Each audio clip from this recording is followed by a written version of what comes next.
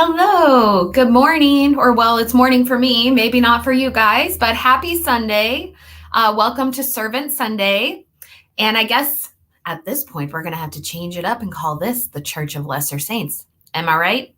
Am I right? So welcome to the chat, to the live stream. We are here today to talk about the series finale of Servant. It's very difficult time. I am very sad. I've been sad since I watched the episode. I made a video. I cried the entire time I was editing the video. So I hope you guys appreciate the blood and tears I put into my work. But the finale was excellent. I can't imagine it going any other way, really. Again, like with episode 9, I didn't have any specific expectations of what I wanted, but they did such a great job. The cinematography, the lighting, again, the lighting in this show is incredible because the lightning and just those, key moments, we saw some more of that in this episode. So it was just so beautiful, heartbreaking, and I loved it. I had a wonderful time watching it. And as, somebody who comes from the Game of Thrones community, we don't always have these beautiful endings to the shows that we love. And so to have that with Servant is really special. It's a healing process. So maybe that's why it's been so emotional. So let me know your guys' thoughts and questions in the chat. I am happy to answer any questions you guys have. I wanted to look over some of the comments on my recent video that just, had some thoughts that people had pointed out, their observations and interpretations of the end of the story. So let me see here. And then I also wanted to just kind of discuss each character just because, I kind of went over in my recent video, I went over the details of the finale and the last few episodes and just kind of how everything tied together. And so I think that it would just be nice to talk about each individual character while we're here doing the live and just kind of how everything wrapped up for all of them. Okay, let me just check here. Is this not live? Am I not live right now? Hold on just one moment.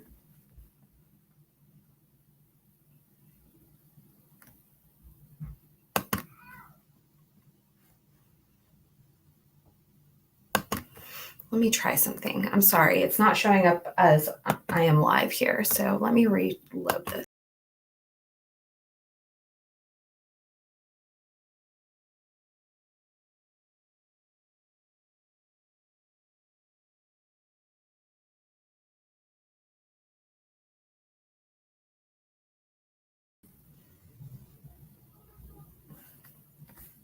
Okay. Let me make sure this is working. I'm sorry, you guys, for the... Here we go. Okay. Let me make sure this is working. I'm sorry, you guys. Okay, we're good. All right. Let me shut that off. Sorry. StreamYard sometimes is a little touchy, so it takes a second for it to overlap. So anyways, it's a little confusing. Anyways, you guys, let me know your thoughts and questions in the chat. I appreciate it. Sorry, technical difficulties. So we're going to talk about each character. We're going to talk about some of the questions that you guys had left in my comments in my video from the other day. One of the best comments, we'll just start there. We'll take it slow. Let people come on in. Come on into church, people. We are at Church of Lesser Saints here. Okay. So my personal favorite comment that I got, because in my video, I had speculated that that Leanne's final gift to Sean was stopping his bleeding heart, okay? Because he busted a stitch during all the chaos and they wanted to take him back to the hospital and get him stitched up. And he Julian gives him his sweater, his Brunello sweater, and to soak up the blood. And I thought that was like really beautiful because in the end it shows, well, the bleeding has stopped, when he's standing there talking to the police officer. And so I thought that was really like kind of beautiful as Leanne's final gift is like, she stopped his bleeding heart. It's very symbolic, right? And so I thought that was really beautiful. And then actually one of the viewers, Aroha, commented that I think Sean's wound healing isn't done by Leanne, but by Julian, who even comments that placing his special sweater is an act of love. Just a small clue about his nature shown at the end. And actually that even makes more sense. I really liked that comment. So,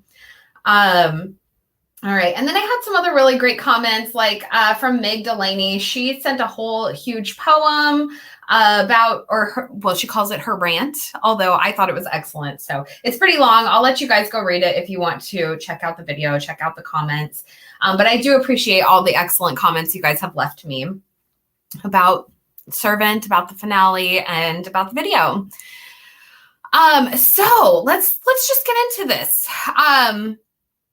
There's a lot to reflect on. I think the biggest twist, obviously, is what happened with Julian at the very end, but we'll kind of work our way to that. So I guess we'll just talk about like where the episode takes off and what happens with Dorothy. So Dorothy, Leanne makes her offer, her deal with the devil to Dorothy and tries to get her to, we can keep Jericho, we can keep our happy family together. All you have to do is say yes. And finally, Dorothy is kind of like, no, I can't, she needs the opportunity to mourn, to even make that decision anyways. So she does go up to Jericho's room. And what I thought was really beautiful is she takes off the coat, her raincoat, and it's lined with like the red, satin or what have you. And she just drops it on the ground. And I felt like that was really sort of indicative of like Dorothy taking off her red slippers. It may not be the actual shoes because obviously she's not going to be wearing heels. But I thought it was like a really symbolic moment of her shedding that, facade and all the beautiful things. And I also thought it was really interesting too. By the end of the episode and the house has burned down, Dorothy is wearing like something we've never seen her wear, which is she's wearing like this yellow sweater. She's wearing these kind of sweatpants and then just, a sort of overcoat that's, nothing fancy at all. And so she's sort of shed all of that beauty and all of that identity and all of it's burned away. All of her clothes, all of her belongings and all of her, finery is all burned away. And she's sort of left in these kind of shabby rags, compared to where she's come from. So it is really interesting to see how far she's come from the very beginning of the show to the very end, appearance wise and personality wise. And I think they did such a beautiful job in this final episode of her shedding that sort of beautiful facade and all of that. So let me know your thoughts if you noticed that. And I did actually read an article yesterday where Lauren Ambrose talks about she got to keep a bunch of Dorothy's clothes. So I thought that was awesome because she's like, well, some of that stuff was tailored specifically for me. So I was like, yeah, I would take that wardrobe too. So I thought that was really funny, but it was a beautiful, beautiful wardrobe. And then just at the end, she's wearing those rags. And then we have the whole encounter with Officer Reyes and finding out. All right, I do want to talk about this. Finding out that Officer Reyes is a member of the Church of Lesser Saints. Hi, Mandy. Thank you. Welcome to chat. And I hope I'm not spoiling this. I know you haven't seen the show, so hopefully it's not going to spoil it too much. Well, actually it is, so whatever. But you'll love the show anyways. So Officer Reyes turns out to be a member of the Church of Lesser Saints. So she says, when she was 17, she was in a terrible accident and she died and she was brought back by the Church of Lesser Saints. And they helped her get the job on the police force. And they asked her to keep an eye on one of their sisters. Keep a special eye on one of their sisters. And Dorothy says, Leanne? Like, she thinks it's Leanne. It's like, Dorothy, honey, it's you, babe. So, I mean, what I truly believe is that Dorothy, she's always been in the Lesser Saints. And we have all these incidents of her having like a foggy memory from the past. And she, all these missing spots and that kind of thing. And so I really think that all comes into play. I think there are really big hints as to, Dorothy's past and why her memory might be missing. But the fact that Officer Reyes says, I've been keeping a special eye on you, I think is just really beautiful, because she was there, when Jericho died, and she was always really patient. She did keep a special eye. She went out of her way. She stopped by their house, I want to say in season 3, it was in season 2. She stopped by their house, but she was off duty. She's like, I just wanted to stop by and check in and see how things are doing. Because she was really concerned about Sean. And it was during the time when all the stuff with the Marinos had happened. And so she was really concerned that, you definitely have to, Mandy. It's so good. You'll love it. You can binge it too. They're only 30-minute episodes, so you'll get through it in like a couple days. Or maybe one day if you're like me. But so Officer Reyes, she's always been keeping a special eye on the Turners and one of their sisters. And I don't think that's referring to Leanne, because, she's obviously been keeping an eye on their family for longer than Leanne's been in the picture. She was the one that was there when Jericho died, and who knows what other encounters that she's had with her. So I think this is, a thing where a lot of these Lesser Saints are always present in their lives, and they just don't see them because, it's whether or not you observe them. And we get that example at the end with Julian, when when Officer Reyes comes and talks to him, and in the background, there are people kind of standing there, and then they sort of turn around and then go about their business. But they're there observing, keeping an eye on what's happening, and, letting them know that they are also Lesser Saints. So it was so cool. But yeah, so I think there's a lot to unpack with that idea that, that Dorothy is a former, member of the church, and, what that actually means to the entire story. That's something that I think we all have maybe suspected in the back of our minds, just like Dorothy. We have these thoughts in the back of our minds, so we're not really putting our finger right on it. But, so I just thought that was really creative, fantastic way to do things. And it may just prove that perhaps Leanne, that Dorothy is a special, person that they're keeping an eye on, and that Leanne maybe took that task upon herself too. I mean, we all know that was like her deal, but it's just whatever. It's all coming together, right?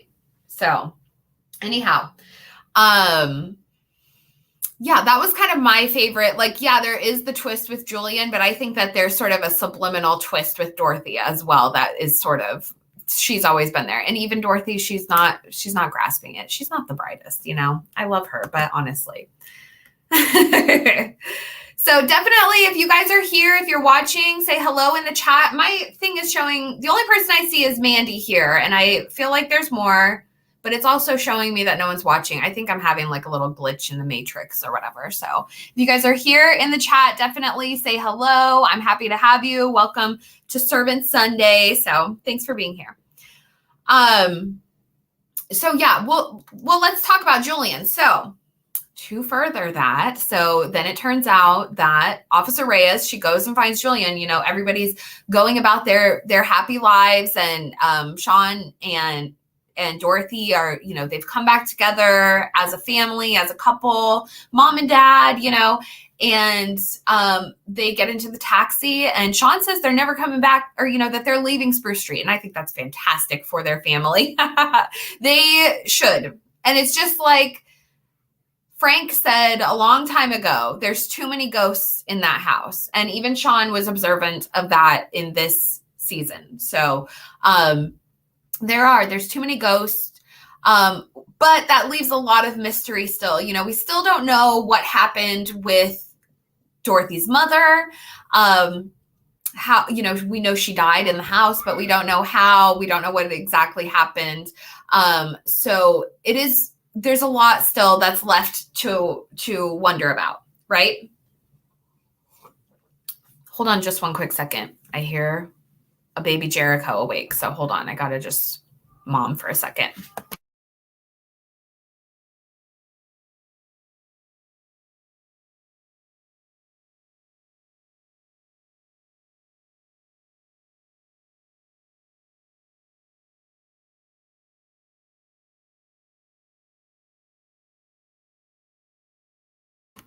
We may have to take an intermission momentarily, but not right this second. So anyhow,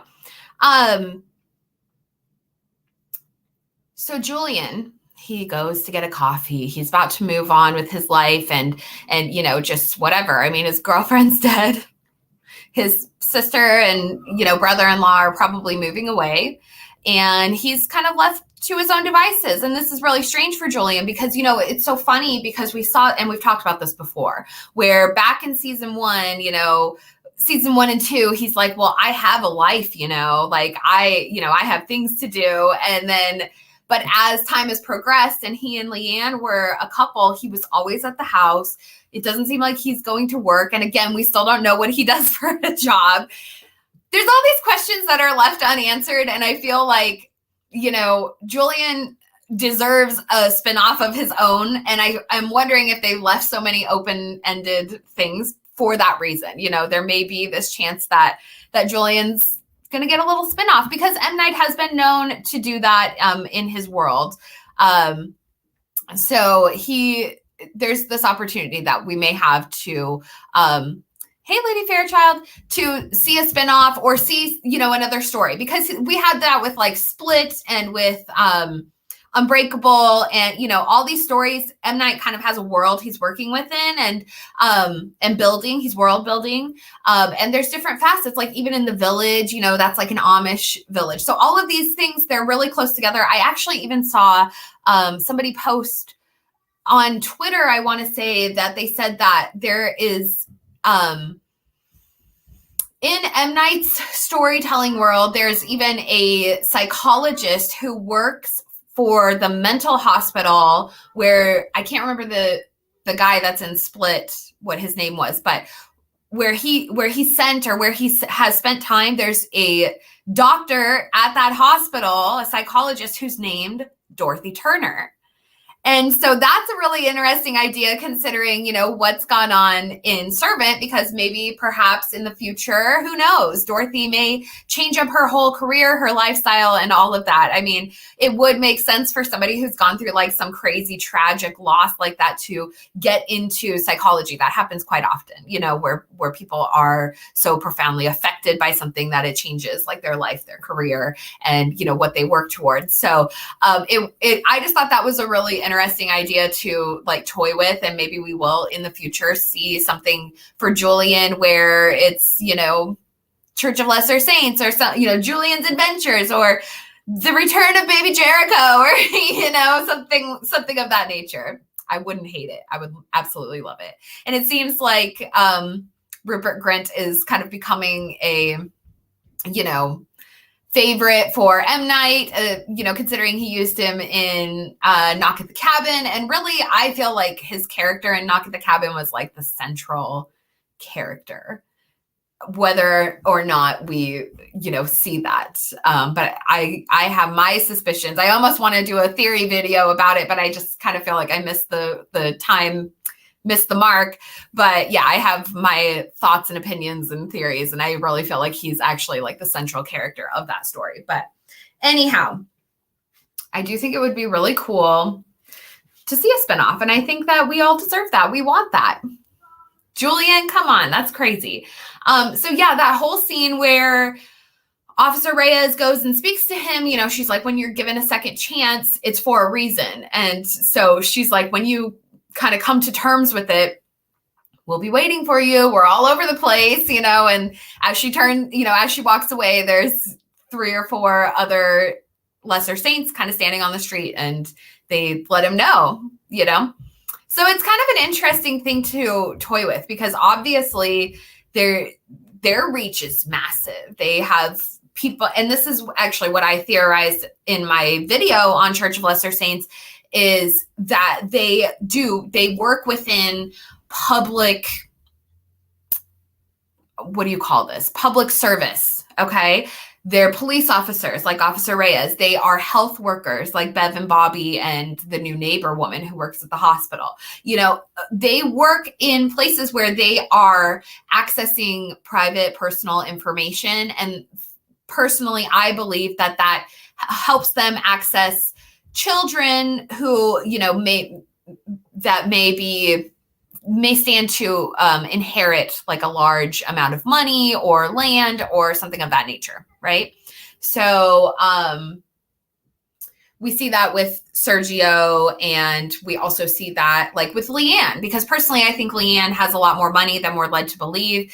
And I'm not over my whole theory with Frank. The fact that we didn't see Frank and we didn't see Courtney at the end of this season or this series, it still leaves open-ended. It leaves it open-ended. And that's, again, going back to like Julian perhaps having a spinoff or a future in this, facet of the story. Hey, Peter. That's why they didn't bring Frank back, because I still personally think, that there's a lot to his story and a lot to Courtney with a K. And I was rewatching the whole series, or the whole season, the whole 4th season this week. And, that scene, I always go back to that scene with Frank and Julian in episode 2, where they are like wearing the hazmat suits, and they're sitting on the couch and they're having a drink, and they are reflecting on their relationships with these women that they're involved with. And, Frank's like, what's with Leanne? Does she make you happy, kind of thing? And he says, well, she makes me feel some kind of way. And also, but also he's like, what about Courtney? You've been with her for 9 or 10 months, which is just short of the amount of time that Leanne has been there. So I really think, looking at sort of some clues with Courtney with a K, it seems kind of apparent that she may be a member of the cult, and maybe, she may have infiltrated on a different level. She may be infiltrating to be with Frank for whatever reason. Was it to get to Leanne? Was it for another reason? Personally, I think so. I think, and I've told you guys this before, so there's no more spoiling. These are just theories now. The show's over. So my theory was that Frank was the fallen one. Okay, the picture in significant form looks exactly like him. And so I still think that he is the fallen one. And I think perhaps that Leanne is his daughter. And I believe that because of just a lot of clues that have been around the house. But again, it's something that's left open-ended. So I am okay with that, because it leaves room for speculation. But there's a lot of clues with Frank being, he always calls Leanne the nanny. And my thought is that, and, most of you guys have heard this already, but my thought is that Frank is, Leanne was the nanny. Or not Leanne, Leanne's mother, Laura Grayson, was the nanny to Julian and Dorothy when they were children. And Leanne was, she lived down in the downstairs apartment, and her and Frank had an affair. And Laura was a member of the Church of Lesser Saints. So again, going back to the idea that the church, they're trying to access these wealthy children. The church already knows Dorothy and Julian. Like, they make that clear back in season 1. They already know who they are. George says they already know the secrets of the house, which doesn't make any sense if Leanne just came out of the blue to their house and that was her first time, ever being in the house. And she came against, she came on her own accord. She didn't, come with the permission of the church. So there's no reason why they would know the secrets of the house, and that Leanne has known the secrets of the house since the beginning, all of those things. If she hadn't already been there before. So my thought is that Laura Grayson was the nanny to Julian and Dorothy when they were children. She was from the Church of Lesser Saints. They were trying to like, infiltrate their family. Frank and Laura ended up having an affair because Frank likes younger women and he, just kind of takes what he can get. He always calls Leanne the nanny, which I just think is very like specifically derogatory, which leads me to believe, that there's some sort of negative connotation with a nanny figure in their life.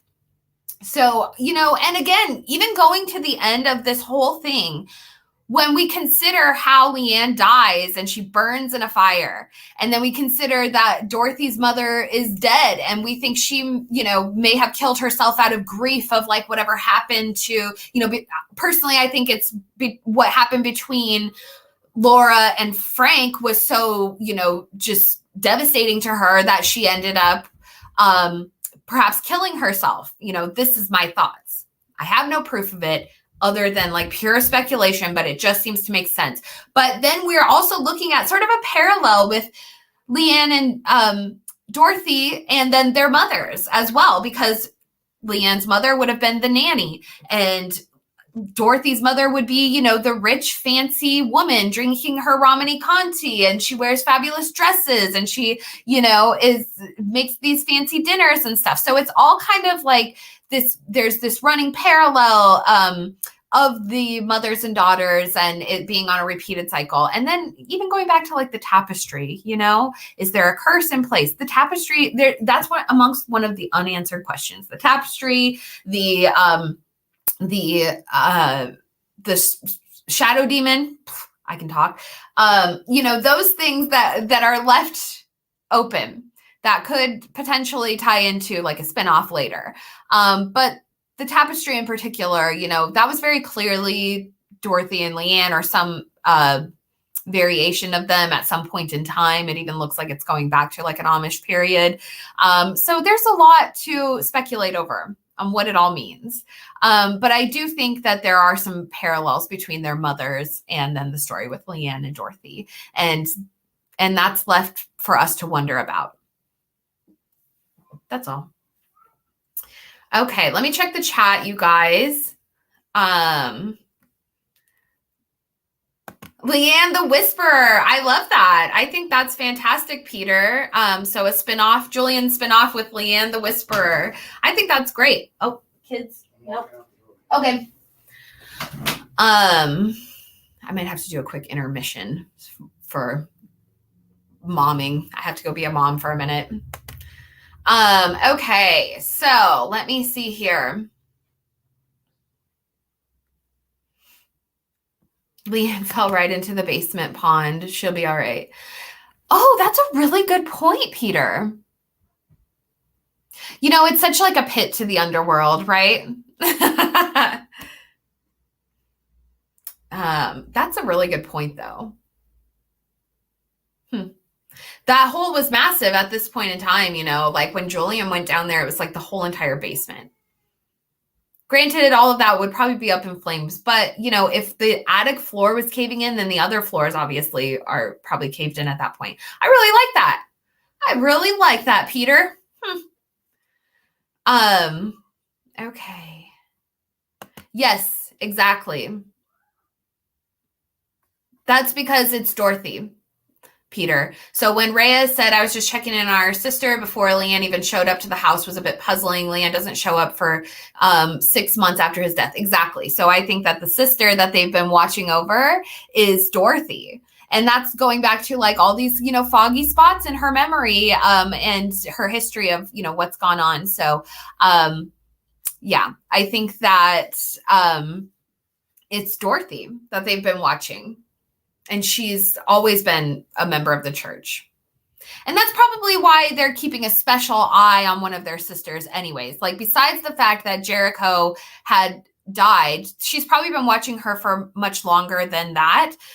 Because if she has some sort of memory loss or foggy memory or certain events have been forgotten, personally, and I'll say this, my mind...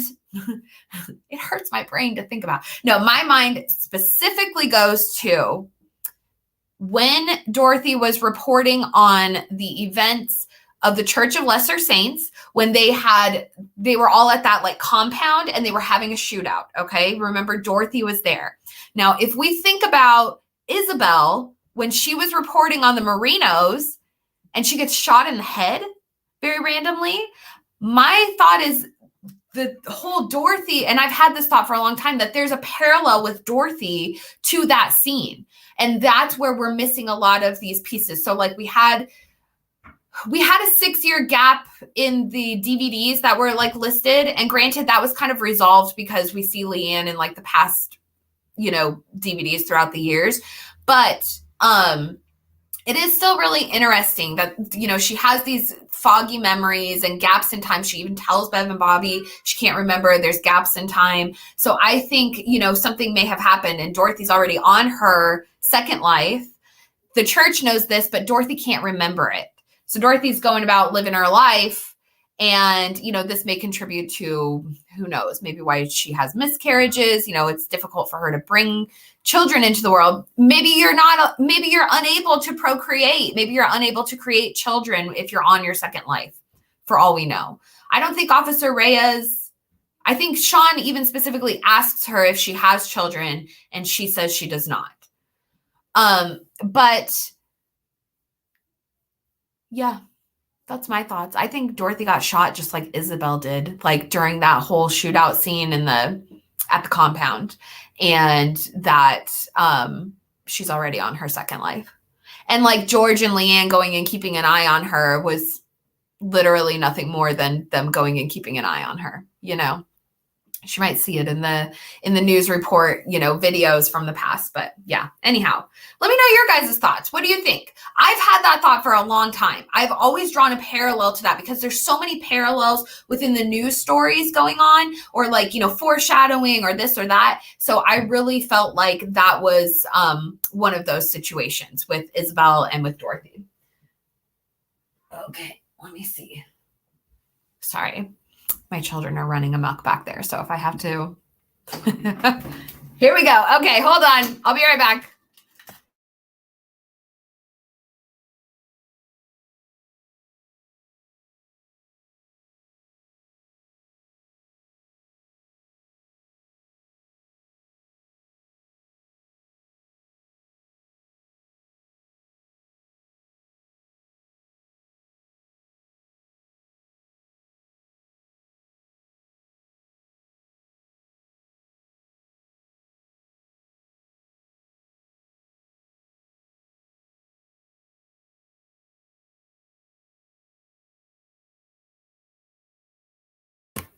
I'm sure this is going to go absolutely fine. My plumber husband got called on an emergency call. So now I gotta man the fort and live stream. So bear with me, people.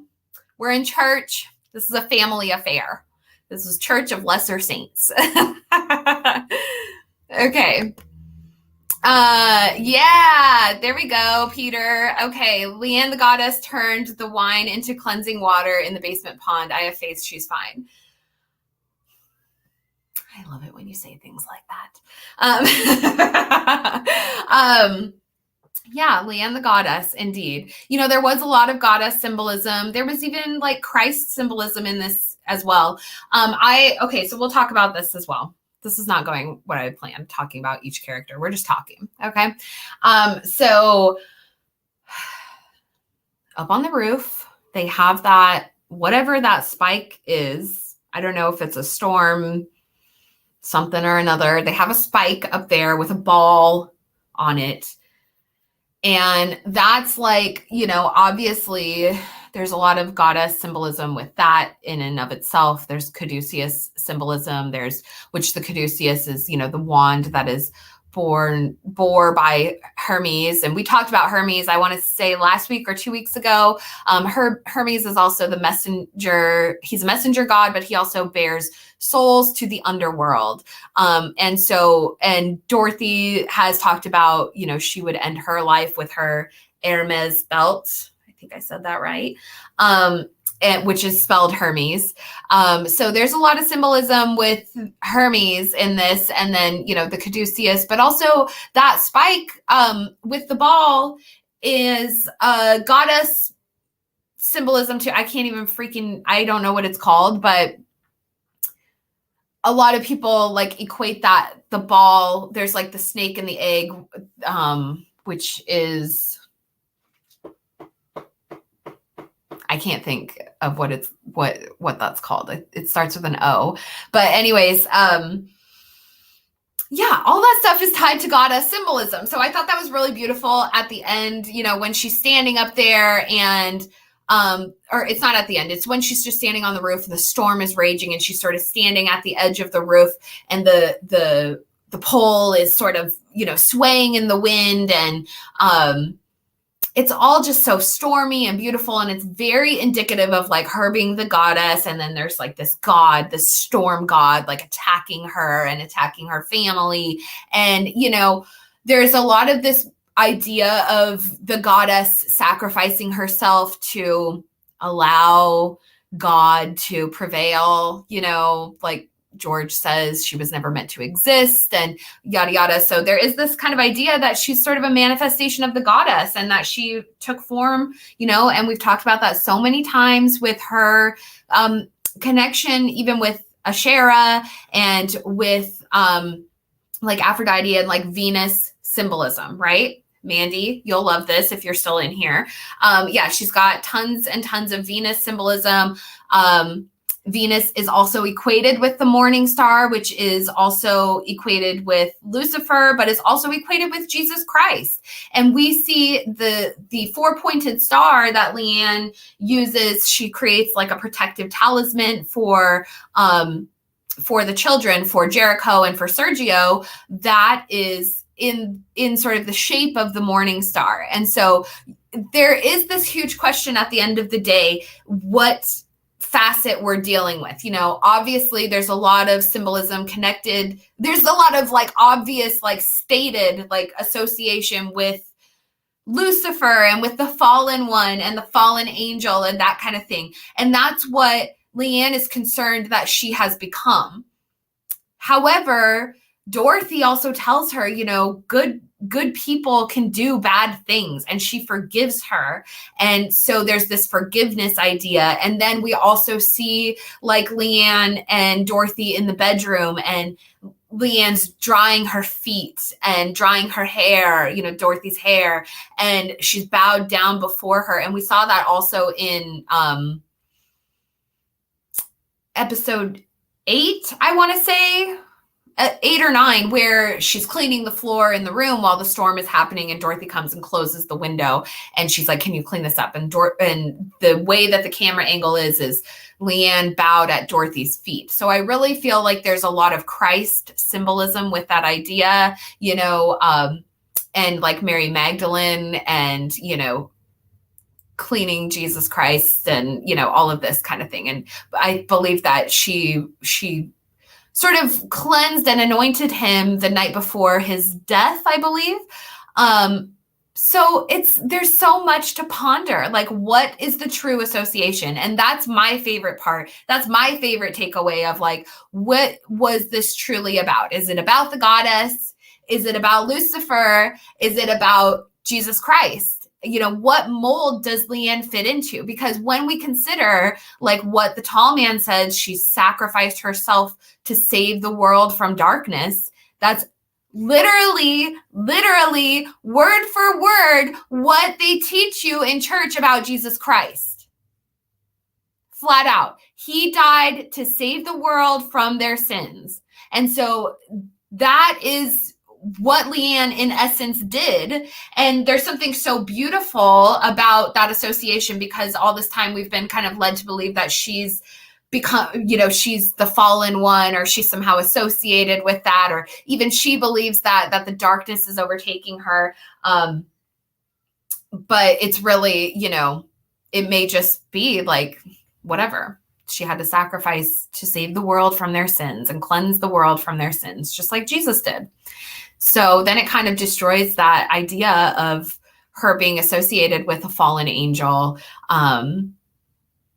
which makes sense anyways, because in significant form, the picture and the artwork that is done outside of the book, but also there's work that's done artwork done specifically for the book that, is not, that it's a man, it's a male fallen one. And we've always been taught that Lucifer was a male. And yes, he has a female consort, or even Lilith, in her form, or as like a shade of Eve and that kind of thing.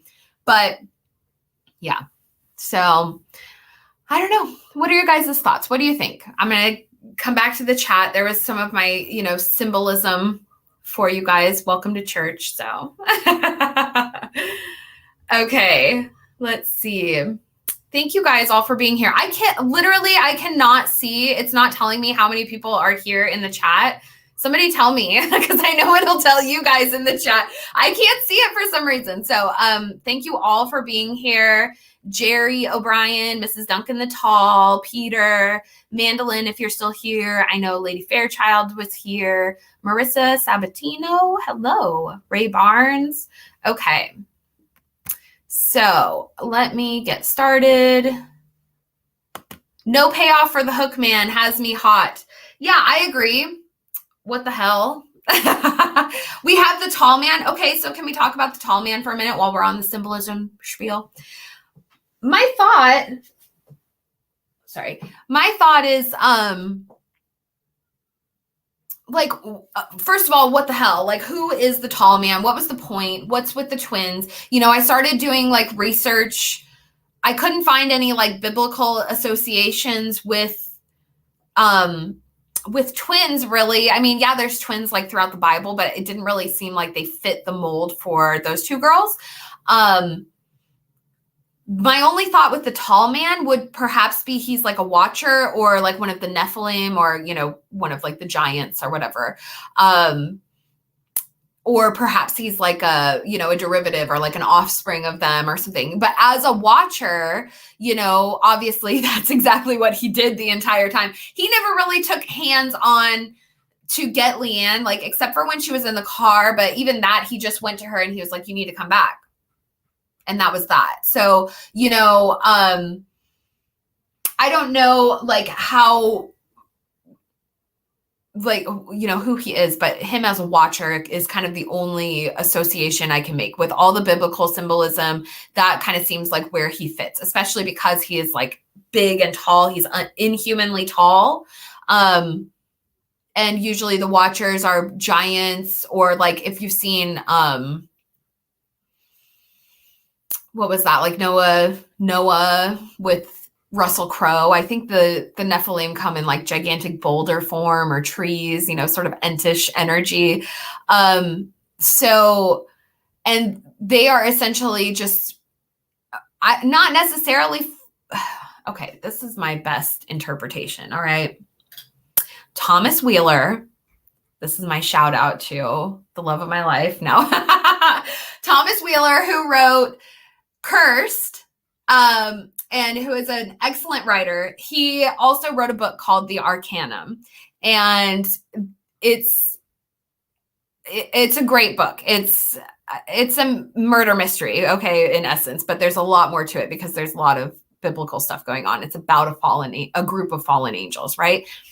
And and then he talks about the Nephilim and all of that, okay? And how he refers to them, I think, is the most perfect way to sort of interpret the, whatever, fallen angels and etc. friends, is he calls them God's mistakes. He says God's mistakes, and he keeps them hidden. And that's why we have things like the Book of Enoch that, it has been redacted, and, things like that, where there's these hidden portions, hidden stories from the Bible, because they're about God's mistakes, and it makes God or Jesus look less than perfect. And so, tra-la-la. But I think that, the tall man was a good interpretation of that. He's one of the Nephilim. He's a watcher. He's keeping an eye on things. That's why Leanne really seemed a little bit more fearful of him than she did of George, or even Josephine. She didn't lash out at him or fight him the way that she, did with everyone else. So it seems like he's got more power or something. There's more to him than what we're, given. Besides the fact, again, that he's inhumanly tall. He's pretty creepy. I wouldn't want him coming after me. And those twins, like, what's with the twins? I really want to know. You know, we've talked about this before too. Julian calls Bev and Bobby the Shining Twins, but let's be clear, these girls are the Shining Twins. So I don't understand, but that could pay off later. You know, if Julian does get a spinoff, please, Julian spinoff with the Shining Twins, Julian Adventures. Like, I want that. Here for it. Oh my gosh, Marissa, thank you so much. I should have been on the writing staff. You stop it. They'd probably fire me. They'd be like, girl, you are out there. All right, calm yourself. Okay. Let me get caught up here. Jerry, so I did not realize Dottie was a member of the CLS. Yeah, I think that was like an even bigger reveal at the end. I think there's like so much that ties into that. So I really think that that's the case. Okay. Mandy, I know, I told Mandy, I'm like, listen, if you're here, then, you know, you came at the very last episode. So, but just watch the show. You'll love it. Okay. All right, you guys, here, I'm going to pop this up. Give me just a second. I can hear my kids doing something fucked up. So give me just a minute.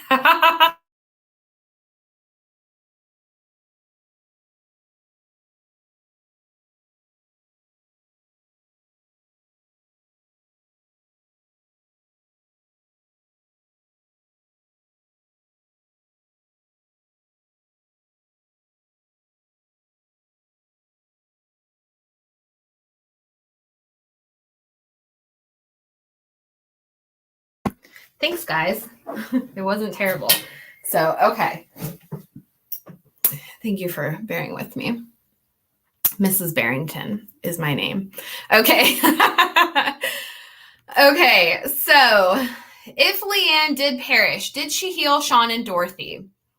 Dorothy was walking better and Sean wasn't bleeding out anymore. That's exactly what I think. So, although I read this off earlier, somebody made a really beautiful comment that it may have been Julian that stopped Sean's bleeding. You know, he gives him his fancy sweater and he's like, this is what love is. And so it may have been Julian that actually healed him. But I do think that there is a beautiful, it's poetic that it may have been like Leanne's final gift.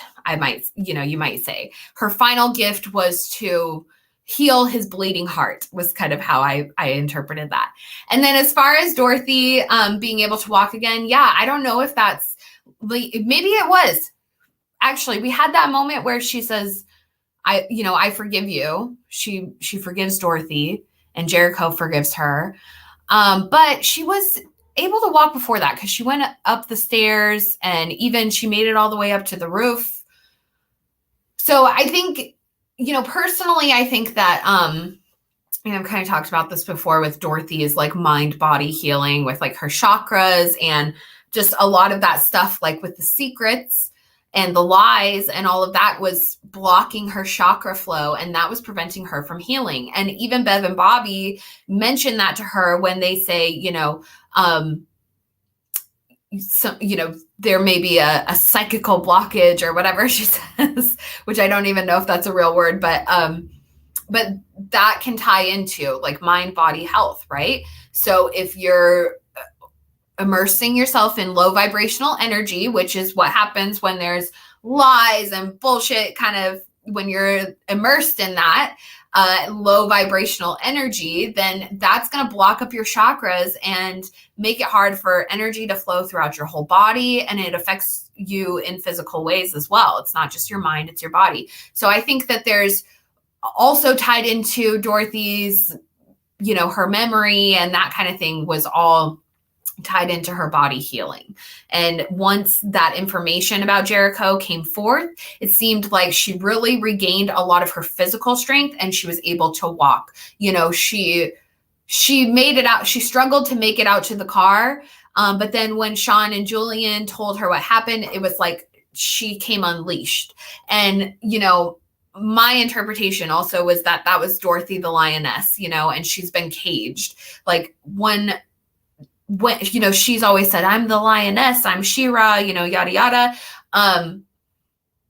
But she's been a caged animal all this time since Jericho. And we even see when Officer Reyes comes and speaks to her and, you know, wants to find out what happened to Jericho, Dorothy sort of backs up and she's against the headboard and she's just looking out of the corner of her eye. And it's very like similar to, you know, a cat in a cage, and a caged animal. She doesn't, you know, you don't want to get too close to that animal because they'll lash out and bite you, kind of thing. And so I really feel like she was embodying that caged animal the entire time that she was, you know, she didn't remember what had happened to Jericho. And then as soon as she found out the truth, she lashed out and she was biting and kicking and screaming and lashing out at everything. And she got out of that cage. And, you know, finally she was like a soaking wet lion trying to like come to terms with the truth. And that kind of ties into a lot of the, you know, Wizard of Oz symbolism that's present in this story. I think, you know, Dorothy obviously is Dorothy. I think Julian really embodies like the cowardly lion, because he and Dorothy are so like, they are such aspects of each other, you know, they're brother and sister. And Julian is such the cowardly lion, you know, he's willing to put up his dukes. Come on, put him up. And, you know, the red hair and, you know, he embodies the cowardly lion a lot. You know, he turns to drugs and alcohol to escape his issues and that kind of thing. Whereas I feel like Sean had a lot of the Tin Man symbolism going on because he's just so emotionless. And then, you know, the heart, he stabs himself in the heart, and the Tin Man, you know, he has his heart replaced. So I think that and he even kind of looks like him, let's be honest. Like if Sean dressed up as the Tin Man, it would be like spot on. So I think, you know, that kind of fits into their Wizard of Oz symbolism. And obviously like Leanne is the Wicked Witch. And, you know, we see that scene of them watching the movie and it's like, you know, I can cause accidents too. And Dorothy's like, I didn't mean to kill anyone. It was an accident. And so it's just all, you know, I appreciated that final nod to that stuff. So yeah. Okay. So I do think that, you know, perhaps it was Leanne that healed. I think Leanne definitely had a part in healing them. And I think also with Sean, that's been a huge aspect of Sean and Leanne's relationship is she has done the test of leprosy on him. You know, we saw the whole thing with the splinters, with his hand, all these different things where she's kind of testing him to see if he has faith. And Sean's always like bucking it off and like, no. And then he kind of comes around, he starts to get spiritual. And that's when he and Leanne sort of have a really good relationship. She doesn't test him as much in those points in time because he's accepted her and he wants her in the house and wants her in their lives. And so he's accepted the faith and that kind of thing. But in the end, when it all kind of turns around, she's got to test him again. And that's when he stabs himself and she calls him and she's like, you know, that was just inches from your heart. She's like, I didn't stab you. You stabbed yourself. But, you know, do you know how close that was kind of thing? And so that's another test, you know, another one of his tests. There's some faith there. And then in the very end, you know, the bleeding stops. And that's why I really felt like it was Leanne who had stopped the bleeding because it was one final test for Sean.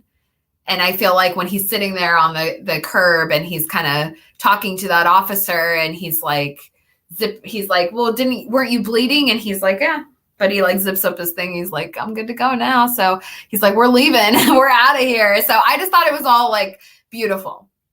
And yeah, I do think that Leanne played a part in that.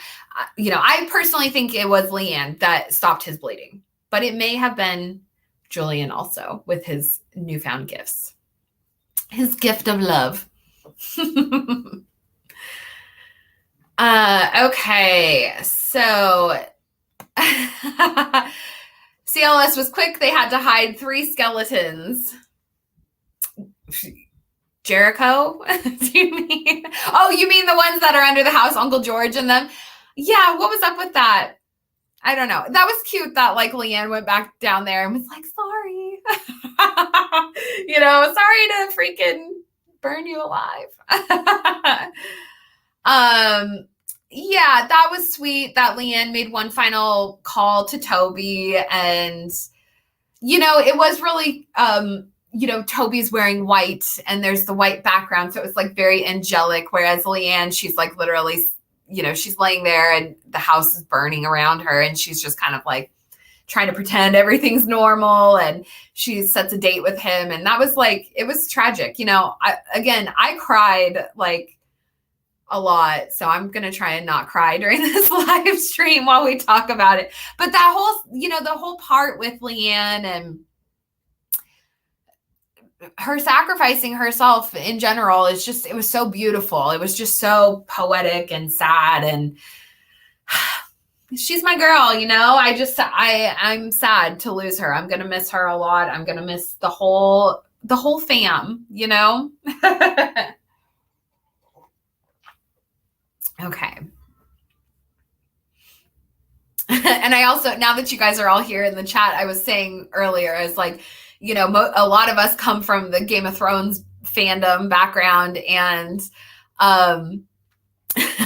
don't mess with me, Cece.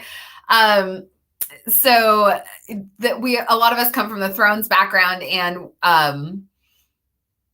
we had a very unhealthy ending of, Game of Thrones. And so having like an actual resolution to a show that I'm like passionately interested in is such a different energy, it's sad. It's like heartbreaking that the show is ending, because I really do love it, and it ended well. It didn't end like shit. So I couldn't be like, man, the ending was so bad, like the rest of us did, and then go on like a 5-year hate spree.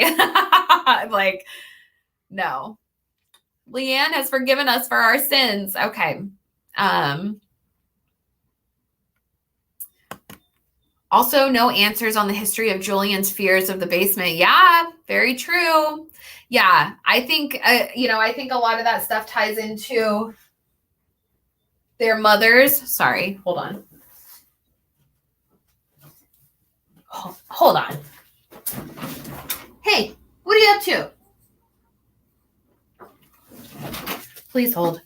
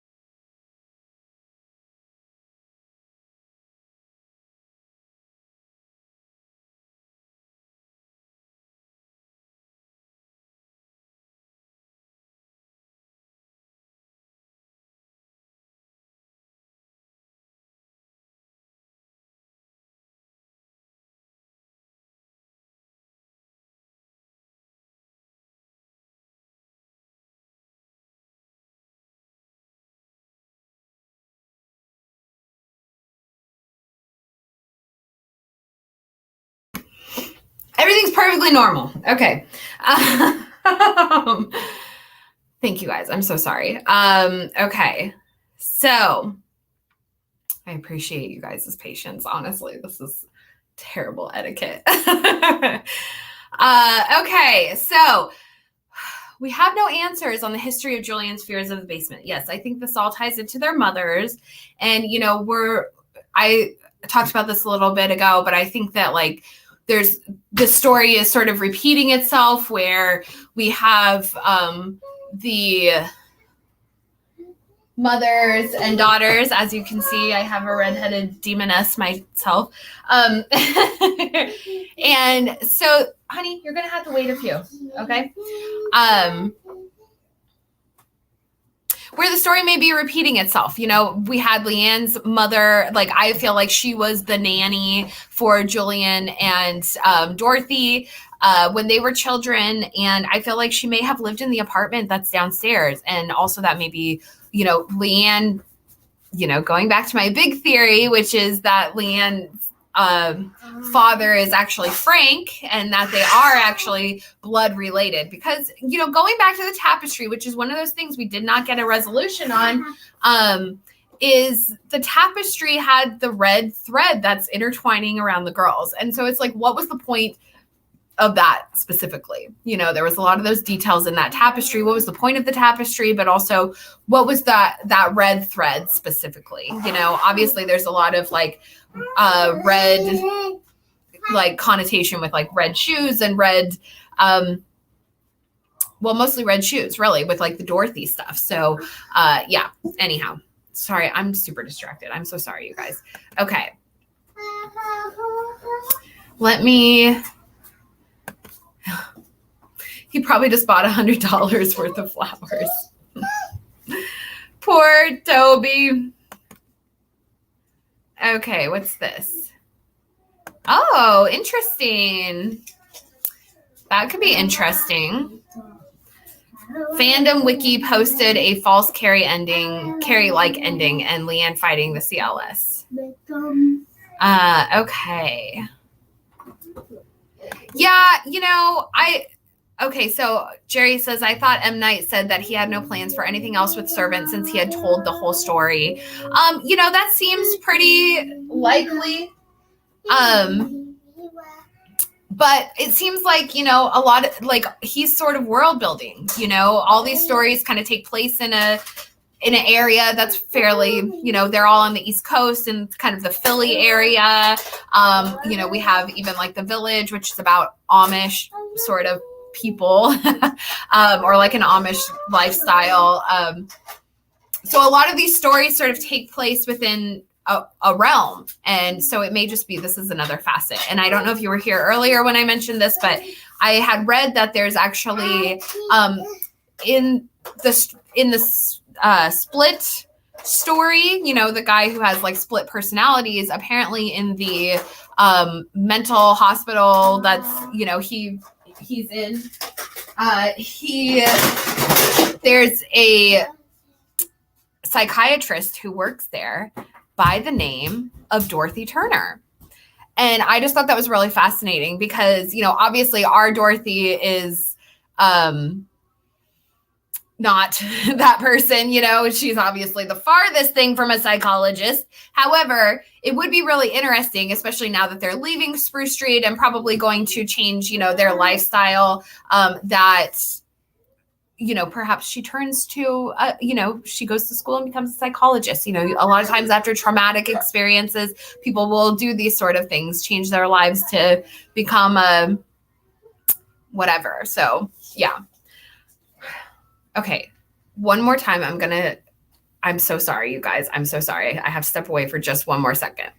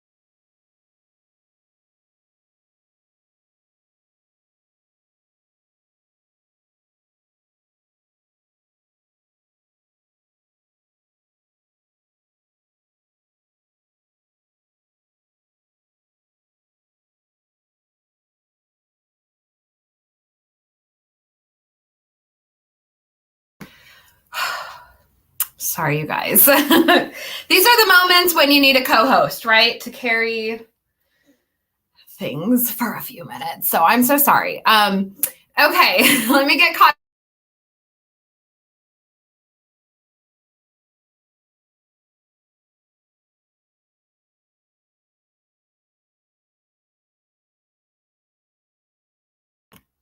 Hi, sorry.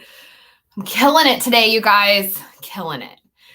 These are the moments when I need a co-host to help me momentarily. Okay. So let's get caught up.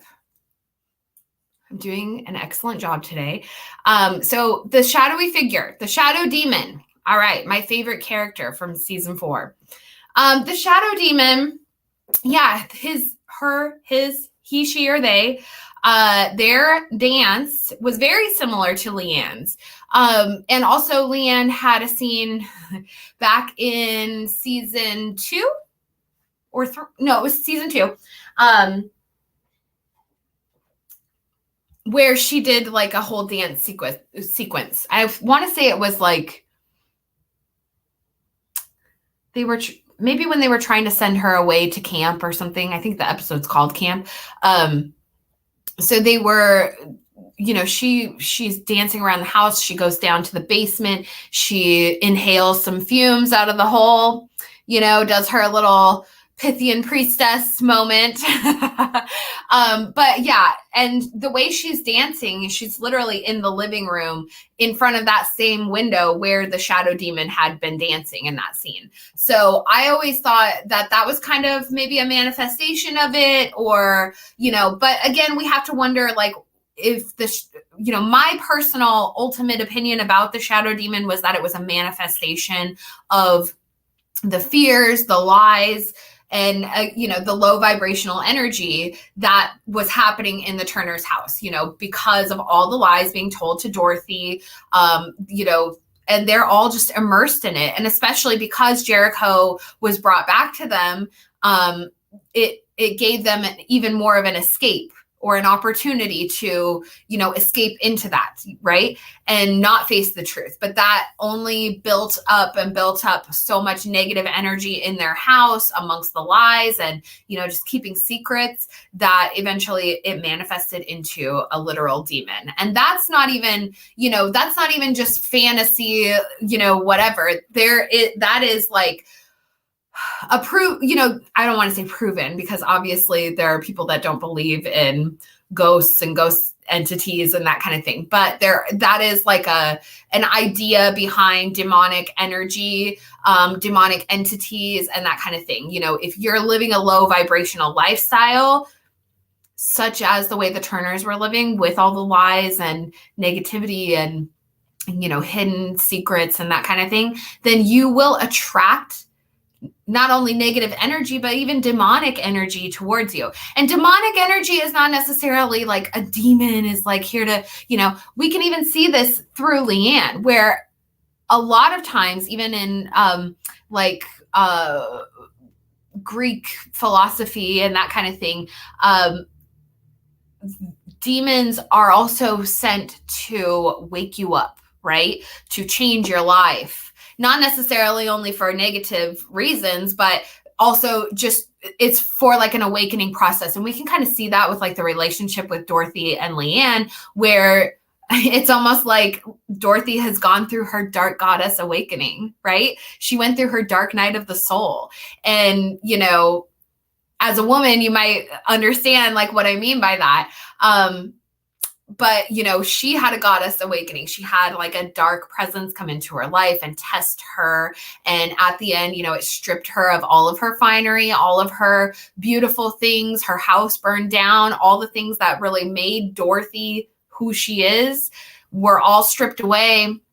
And she's left and she's really wearing like rags compared to what she normally wears. She's just wearing like her sweater and her sweatpants and like kind of an old coat. And, all that finery is stripped away that we know of Dorothy. And I just think that that's such like a beautiful encompassing example of this idea, right? Of the shadow demon, what it represented. And, with Leanne's death, it may have also destroyed that demonic energy, because it was also the same time that Dorothy is awoken, from the lies, and she decides to shed it off. She takes that fine, her last bit of finery off. She takes that coat off that had the flowers and the red, silk inside, and she strips away her finery for the last time. So, yeah. Okay. So let me get caught up here.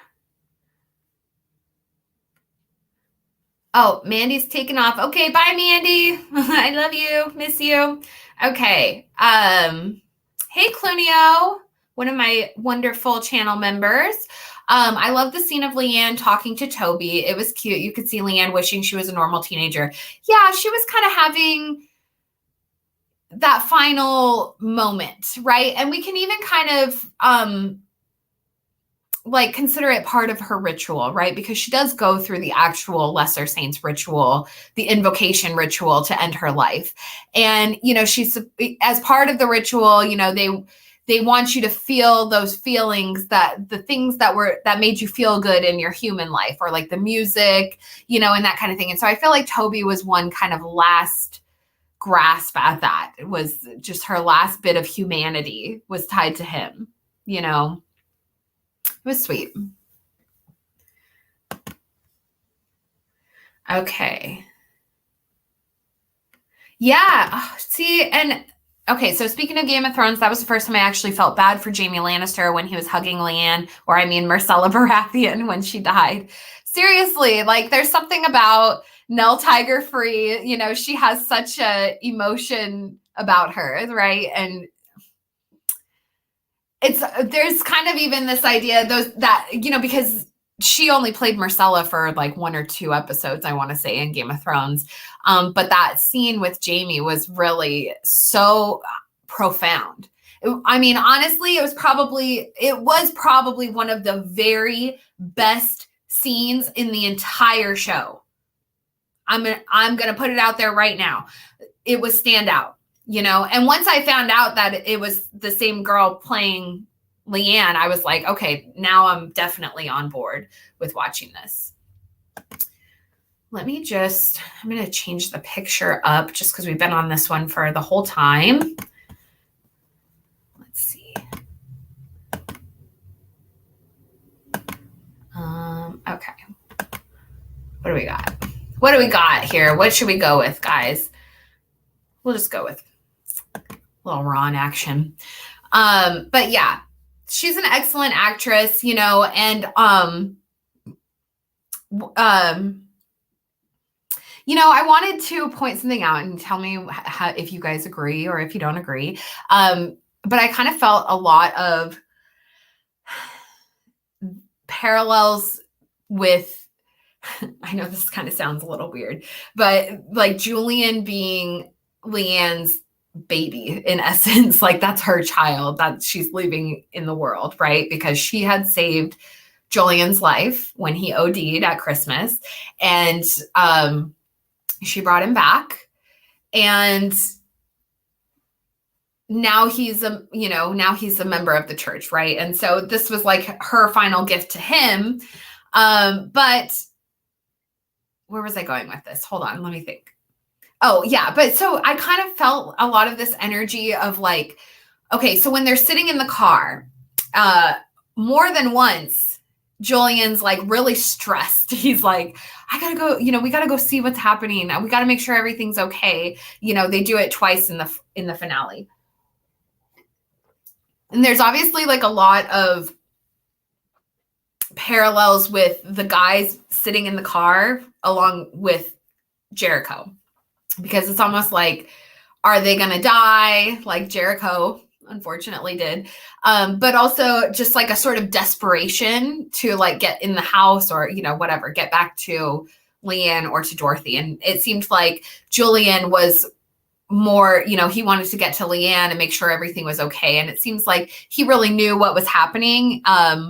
When she, when they finally came out to the car, and then she's like, oh, I just have to go back in and get something from Uncle George. It seems like Julian kind of knew what was happening, but he was kind of oh, But, I just felt a lot of parallels between Julian and kind of with Jericho and being left in the car, and wondering if they're ever going to come back, kind of thing. And that was like really freaking sad, So, and then of course jump straight to the fire. So just like Jericho, there's the heat, and that's what, killed her. And so it's kind of like this parallel with Dorothy and Jericho to Leanne and Julian, but it's like from Jericho's perspective, he's sitting there wondering, is my mom ever going to come back? Am I left here forever? It's so hot there, and then there's fire going on in the house, and Julian's like, is she going to come back? And this is like also his creator. So I just thought that was like really excellent, beautiful parallel. And also, Julian, when they go around to the back and there's that moment where he sees the shoes, that was like super sad. And for some reason struck to mind, the death of his mother for some reason is what it brought to mind. It wasn't just like Leanne. There was just something about the shoes was just very like maternal. But again, he has that connection to Leanne. She is like his mother, she brought him back. And so she's not only his lover, but she's his mother. And that is some goddess shit right there. Okay. Oh, thank you, Peter. My limbo skills under the lights. Yeah. I think it was supposed to be nice in here. I was just trying to throw a party for my family. Okay. Oh my gosh. Thank you, Marissa. Thank you for doing these live streams. Your ideas, thoughts, and storytelling are better than the show was. Well, I appreciate that. I just give my interpretations, and a lot of it is like really out there. So, okay, let's see. We can only hope, Peter. I would be happy if anyone from Apple TV. I did tag M Night and I tagged Nell Tiger Free. Unfortunately, if this is the stream they chose to tune in on, this one's gone absolutely horrific. However, I have some good interpretations of your story, so give me a chance. No. Oh, well, Jen's here and she is disappointed in the show. A huge letdown. Well, I'm sorry that you feel that way, because I feel differently. I thought it was beautiful. I would love it if Cece would co-host. Honestly, I am trying. Okay. What would Julian's song be when he starts whipping himself? Yeah, whip it. Jerry says whip it. Let's see. Yeah, you guys drop your thought. Was there any moments of Julian listening to music at all? I don't think so. But what do you think would be Julian's? It would be so strange. Like, can you imagine, this is what we need the spin-off for. Julian goes to the first church of Lesser Saints. He goes to Sunday church, Servant Sunday, and they're like, okay, everyone, it's time for flagellation. And so he has to do that. And that would be really weird, because also remember when we saw like the scene of the bath scene where like Leanne's like bathing Julian and she's like washing his back. Interesting. Yeah, that would be fun if we saw that and he had to like whip himself. And then of course he cries, because he cries about everything. But I love his crying. It's like so emotional, He's such a good actor. He does such a great job. Yeah, Julian's okay. I think I have it. Hold on. Let me just double check. Julian wing picture. Yes, I do have it in here. Let me close this one.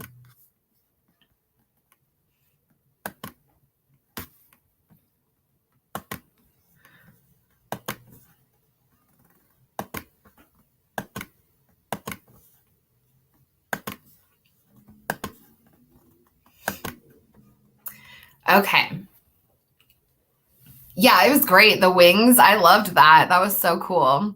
such, again, with the cinematography and even that like strange painting across the street with like the pigeon and the worm. And it was just like, okay. But, yeah. And it kind of like brings back to memory the, Leanne's notebook and, she drew the birds, and that's when she was sitting down there at the hole having her oracle moment. So that's all I'm saying. Philadelphia. Okay, let's see. So what was the Wizard of Oz connection? Was there one? Yeah. So in my opinion, the Wizard of Oz connection, obviously Dorothy being kind of lost in the land of Oz, which is essentially her being unaware of what's going on, and she's sort of lost and no one's telling her the truth. And so it is this land of Oz of like, she's lost in it. And also the storm that's happening outside is sort of, a parallel to the tornado. But then we have Leanne as like the Wicked Witch. And we even have the scene that they showed in the episode between them where it's like, well, Dorothy's like, I didn't mean to kill anyone. It was an accident. And the Wicked Witch says, well, I can cause accidents too. And so it's like this parallel between Dorothy and Leanne. And then Toto is kind of representative of Jericho because Dorothy's like trying to hold on to him. And yeah. And then, my thoughts were that Julian is the Cowardly Lion because he's obviously got the red hair association, but also he's always trying to act tough, and tries to fight George. And like, he's just got a lot of that Cowardly Lion because he also cries quite often as well. And so there are some parallels there. And then with Sean, I feel like he's the Tin Man because, he's very emotionless. And he also stabs himself in the heart, and the Tin Man, needs to get a heart. And there's a lot of the heart symbolism with Sean, especially in the finale, where I feel like it was Leanne who may have stopped his bleeding heart as kind of her final gift to him. So there's a lot of, and then also with the Tin Man, he's got the axe, and then Sean's always got the knives and like, chopping up food and this kind of thing. And so, and, he's chopping down trees, and Sean, there's a lot of association with trees, which may or may not have anything to do with Wizard of Oz per se, but, with like goddess symbolism for sure, it's there. So, but even actually when we look at the episode Boo, the Halloween episode, when Sean and Jericho go outside to go trick-or-treating, when they first step out of the house, there's a guy dressed up as a tree that is right outside the house when they come out. And so that's kind of funny because it is kind of like the Tin Man, chopping down the tree, right? So that's kind of my interpretation of the Wizard of Oz symbolism in this story. I definitely think it's there, amongst a lot of other nods, I guess you might say.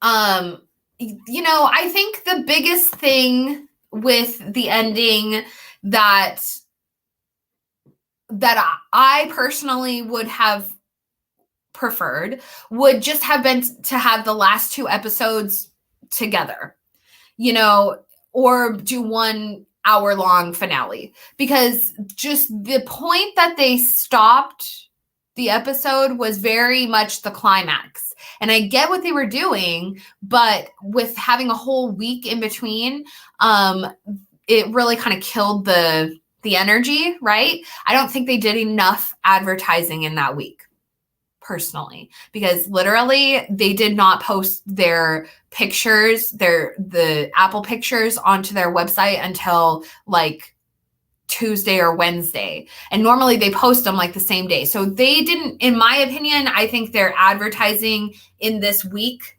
this week in between failed. Sorry, Apple, but because they've done pretty well throughout the entire season. So I don't know why they kind of fell off this week.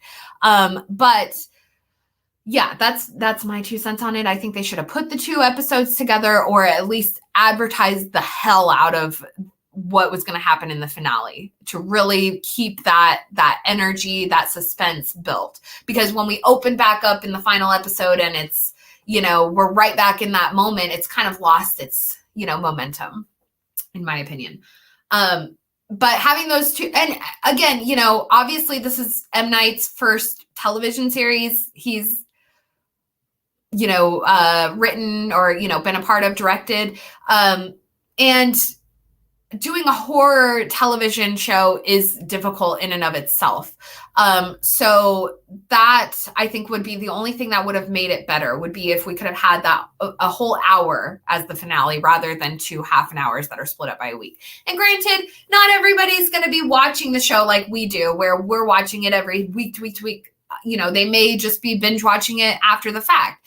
But that's like, even my husband, he was like, this is the kind of thing. This is why I wanted to just wait until the end and just binge it at the end. And I'm like, no way. I do like having week to week episodes, but I think that there can be a good way of doing it. Sometimes you have to double up. Sometimes you have to.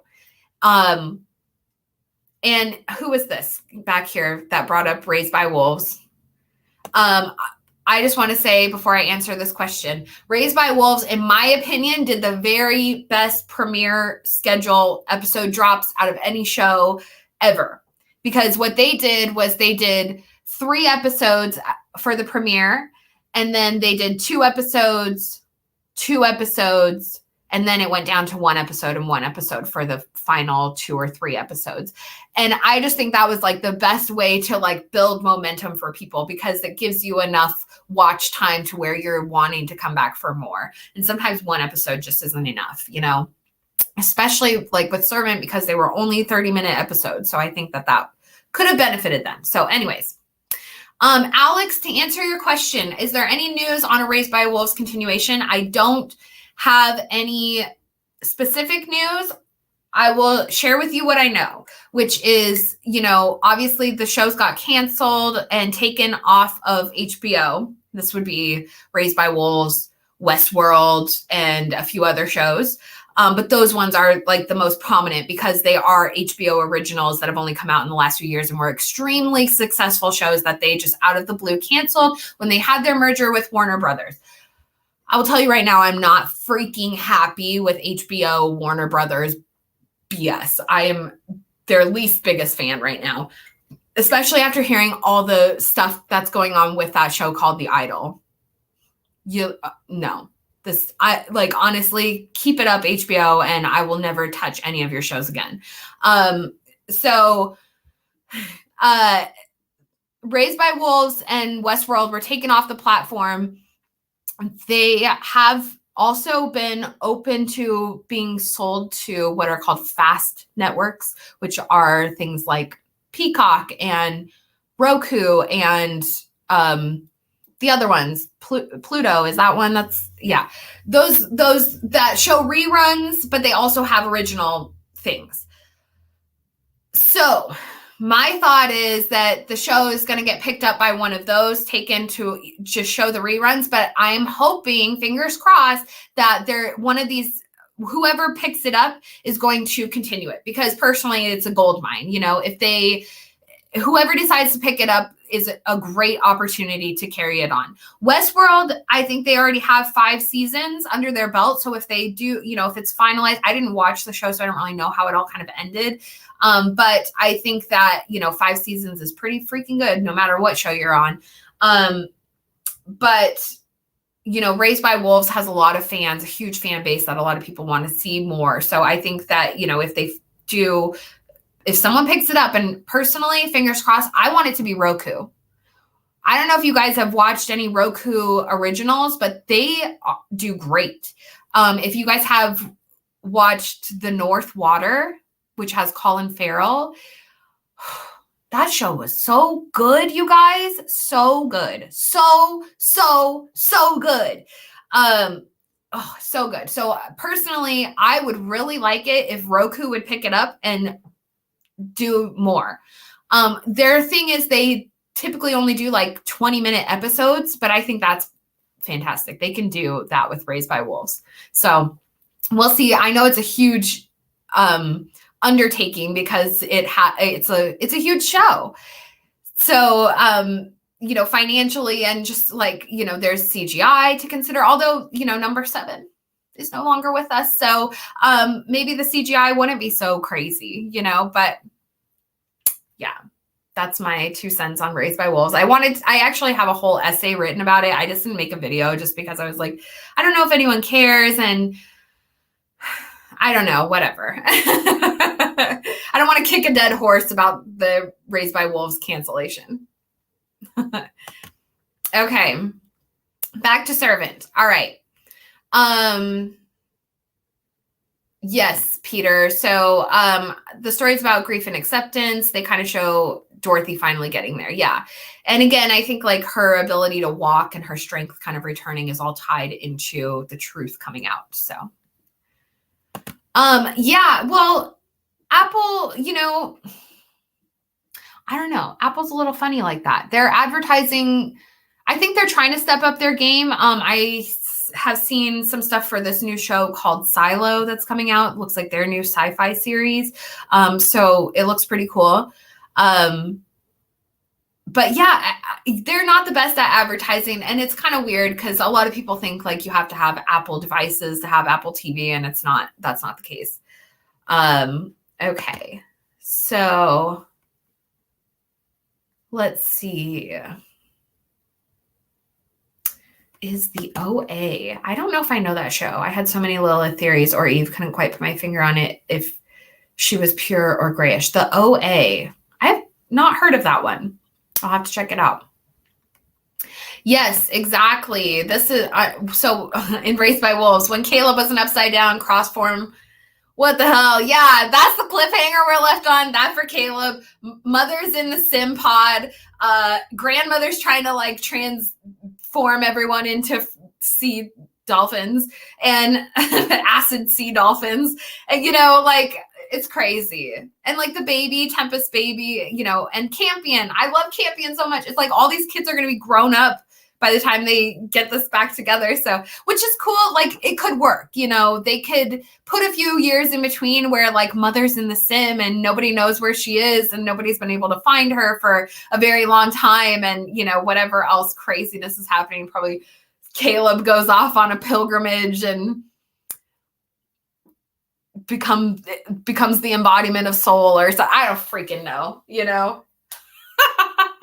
Oh, Raised by Wolves. Oh, Raised by Wolves, what you did to me. So, okay. All right. Well, I'm sorry for how chaotic this stream was, but I think we mostly covered everything. It is what it is. We're all pretty sad this final episode.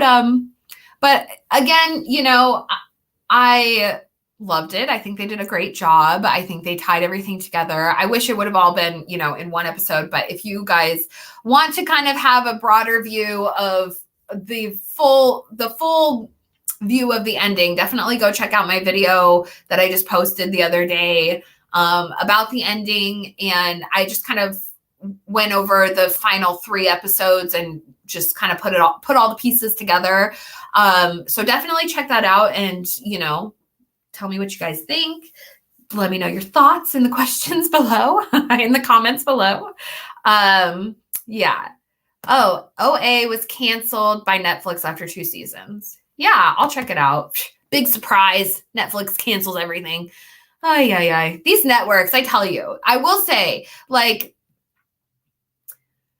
I went on my HBO rant, but and Netflix, they're no better. Netflix, I don't even watch shows on Netflix at this point because everything gets canceled on that freaking platform. And so, after Cursed, they did me dirty and, so I feel like, I don't trust Netflix. And at this point, I don't trust HBO. But however, Apple is doing a great job. I think they do a really good job on their platform. And I do want to say, while we're here on the live, if anyone from Apple is listening, I am personally grateful for the shows that they're putting out there because it's given me the opportunity to talk about a lot of goddess symbolism, my people at the Church of Lesser Saints here. It's given me a lot of, opportunity between the Essex Serpents and Servant to get to talk about a lot of goddess symbolism, and not all networks are comfortable with that. Obviously, HBO is a network that's not comfortable with that. That's why they canceled Raised by Wolves and Westworld, the 2 shows with goddess symbolism. But yeah, so they don't like you to talk about that. But Apple is a horse of a different color, and I really appreciate it. They're trying different things, and they're willing to take risks, and I really like it. They're not, they're not creating nearly as much drama as HBO has been doing lately. So I'm happy for them. I'm proud to represent their shows and talk about their shows, and all the really amazing insights that I get to explore through working on their shows. So, and again, they don't, I don't have any affiliation with them at all. I just do this because these are shows that I like. And so, speaking to creators, specifically show writers, directors, keep doing what you're doing and being creative and taking risks and talking about like these bigger stories that, maybe not everyone wants to tell. And that's what I really loved about Servant, because, I kind of talked about this. You can't really come out and say, oh, I'm making a show about a goddess or about Lilith or something of that nature. You have to do it in a way that's subtle, because if you come forth and say, oh, this is about Lilith, then people formulate ideas and, feel like they already know what you're going for. But if you do something where it's on this very subtle level, like Servant was, because M. Night has made, like, his movie Lady in the Water is very blatantly a goddess movie, a nature goddess kind of, imagery and symbolism, and just straight up, it's in your face. It's not hidden, but it doesn't even, it's hard to come off without coming off kind of hokey. And that one, even for me, who loves goddess symbolism, even that one was a little bit, it's coming on too strong. So you have to do it in a way that's subtle and beautiful and artistic, and leaves people wondering. And if people get it, then they get it. If they're deep thinkers and looking for that symbolism, then it's there. But if you want to just enjoy the story on a surface level or as a horror show or something like that, you can as well. So that's what I really love about this story specifically. The Essex Serpent did it very well also, and that was based on a book called The Essex Serpent. So, that subtle goddess symbolism is my favorite. I love it. So, yeah, Clooohneo, you have to. I'm so careful picking Netflix shows.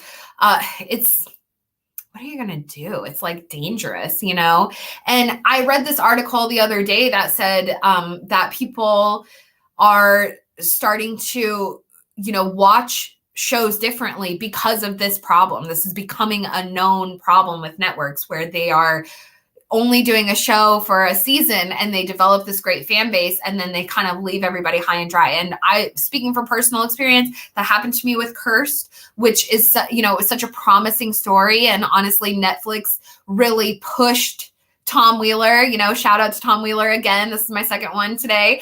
But they pushed, his direction. They pushed him in writing that book to get it done for the show. They pushed him to have Catherine Langford as his actress. They pushed for all of this stuff. And then, they really left him high and dry when it came time for the premiere which happened in the middle of COVID. And of course that's going to affect, views and that kind of thing. And, being able to do extracurricular premieres and that kind of thing. And so they really failed Cursed. And that's really heartbreaking for me, because it was yet another Arthurian story that could have been something that got shit on. So Netflix will not forgive them for that for a long time. And I think, there was that show 1899 that just happened. I think they pissed a lot of people off canceling that one too. So, it's like every other day you hear about Netflix canceling a show that has a fan base developing. And so it's like when people are starting to have to watch differently because of a problem, then it's a problem, you know? But these networks, they don't. It's all about money. Yeah, HBO. It's all about money. They love to talk, you know, I will just say, hey, Forrest, while we're on the rant, why not? You know, HBO loves to talk about how much money they don't have, which is like embarrassing. It's like, you're HBO. First of all, you should be top tier. You have money. And then they like talk about their, you know, with The Idol specifically, they literally, that show was 80% shot. And then they brought on an entirely new director, the guy who directed Euphoria, which I'm like not a fan of that exploitation of teenagers. And sex and drugs. I don't think that's like appropriate. But yeah, because The Weeknd says that the show is being shot too much from the female perspective. So then they go and they give these fools a whole new budget to reshoot the entire series. Okay. But they want to tell us that the reason that they took off Raised by Wolves and Westworld is because they don't have any money. It's like, you guys are embarrassing. Get your shit together. Freaking idiots over here. Who is doing your accounting, HBO? Because they are shameful. Just saying. All right, rant over. Not very happy with them. Okay. They would cancel Samael in the first 10 minutes. Exactly. Oh, I'd watch it though. Okay. So how am I going to be covering Yellow Jackets? I don't know. I probably am not going to do episode reviews. I'm not really a big fan of doing episode reviews. I just kind of feel like there's too many people that do them and a lot of people that are like bigger channels that do them, that get them out. You know, I do know for a fact that much like HBO does, because they will offer these contracts with creators to where they give them early access to shows so that they can get their content done and out like the second the show airs, so that they're the first videos that are out there. Okay. And I do know that Showtime is also doing that with Yellow Jackets. So there are people, probably the bigger channels, who are usually participating in that kind of thing, that they get early access so that they make their videos. So that's why I really don't like to do episode reviews. That's what that comes down to, because there's already people doing them that have a bigger following. You know, by the time I get my episode review done, they've already watched it. So I don't get very good views on those. So I'm probably just going to be doing theory videos, and then we'll probably do I think I'm going to be doing live chats, live streams with a very special co-host. So that's pretty exciting. So I don't know if we'll be doing it weekly or maybe like every couple weeks, but keep an eye out because it'll be fun. And I am working on a Yellow Jackets video right now. Literally, as soon as I'm done with this stream, then my mind is fully shifting to Yellow Jackets. I've been having to juggle Servant and Yellow Jackets, and then I'm also working on a House of the Dragon video for that. Is very much more complex than I was planning on it being. And now I'm in over my head. And I also have my fingers in too many pots and I'm like overwhelmed and having an ADHD meltdown. But I'm focusing on Yellow Jackets because the House of the Dragon thing can wait. You know, we got time for that. But Yellow Jackets, it's time for Yellow Jackets. And by the way, again, going back to network stuff, this is my, apparently Church of Lesser Saints is also for the T, network T. I just want to shout out to Showtime as well. They're doing a great job with their promotional work, with their advertisement for Yellow Jackets and for their other shows. And they're also keeping their noses clean. They're not getting involved in drama, going back to HBO. All the drama with Miguel Sapochnik and House of Dragons and all that. It's like, this is all we hear about. We're not hearing good things. We only hear drama. So it's like Showtime and Apple, I don't hear that coming from their networks. And also Showtime is excellent.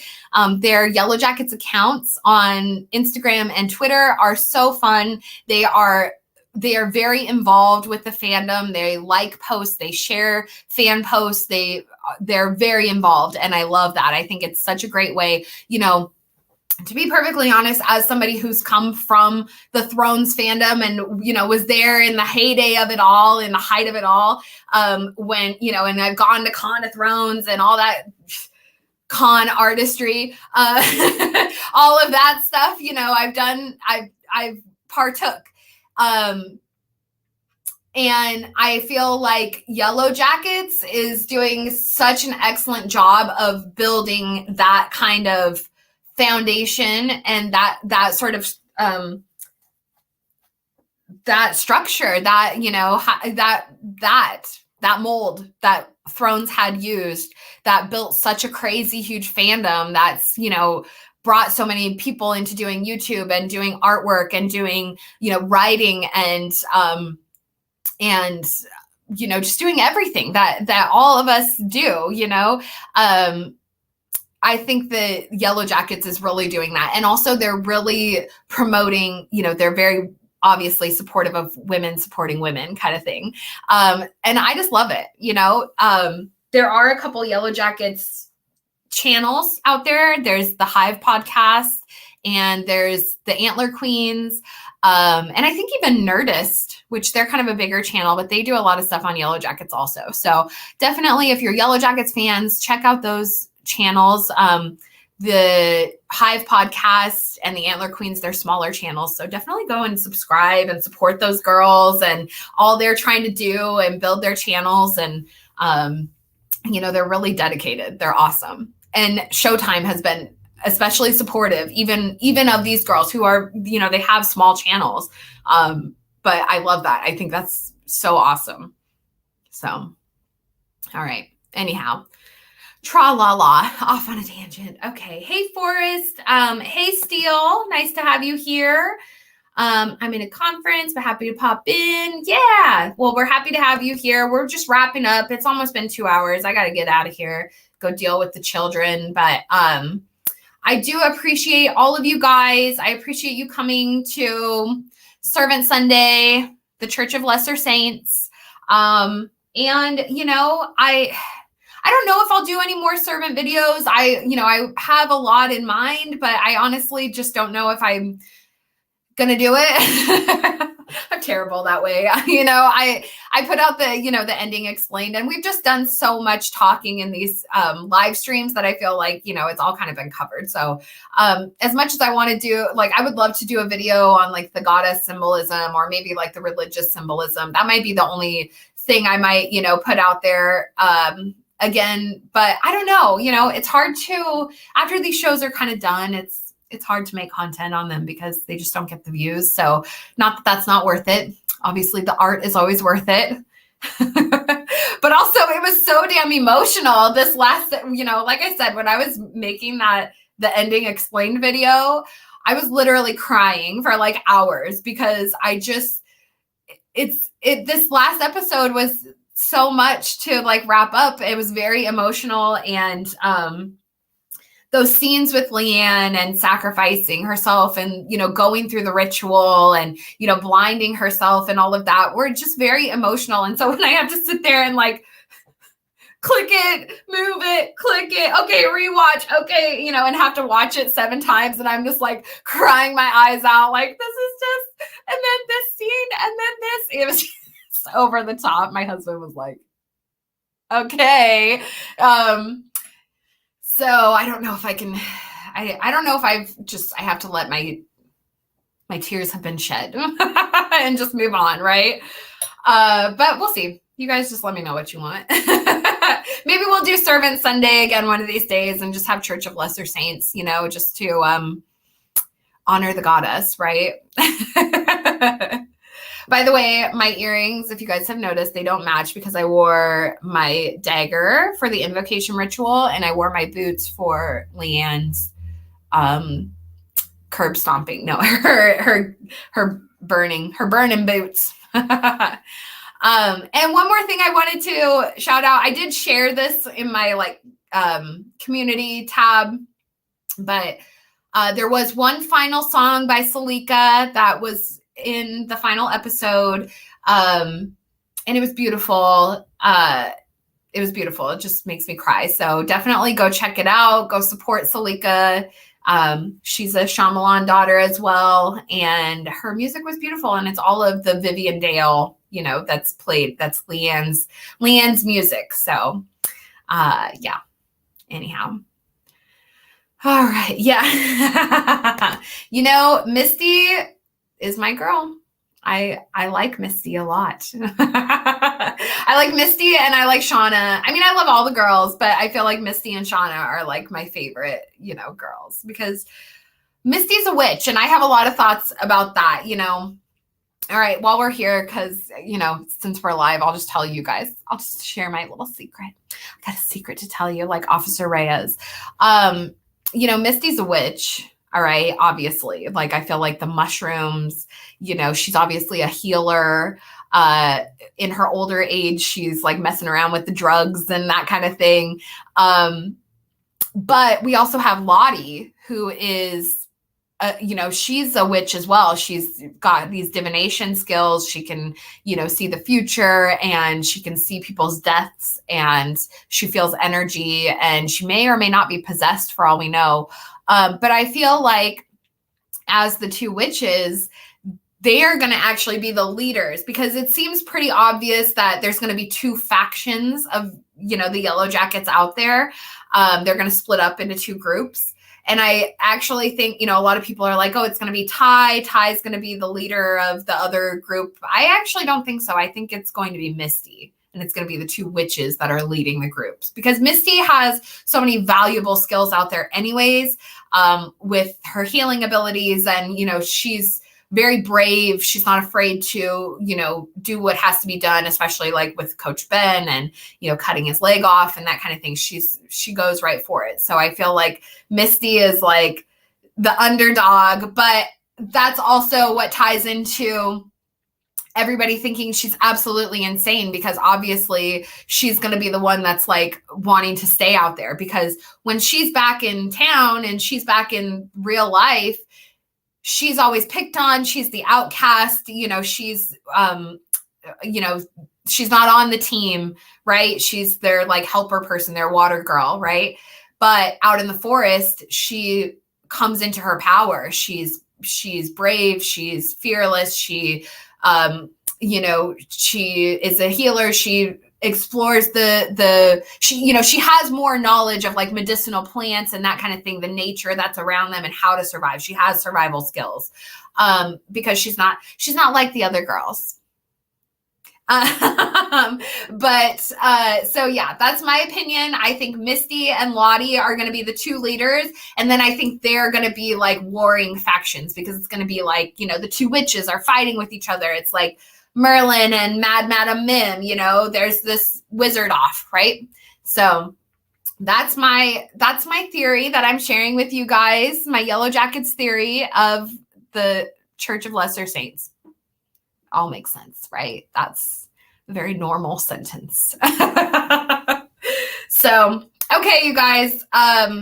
Well, keep an eye out. I have a video coming on Yellow Jackets. If you haven't checked out my ending explained for Servant or my other videos, I have one on Church of Lesser Saints. I have one on the Faustian Bargain, and I have one on the Shadow Demon. So definitely go check out the videos, check out the past live streams, and,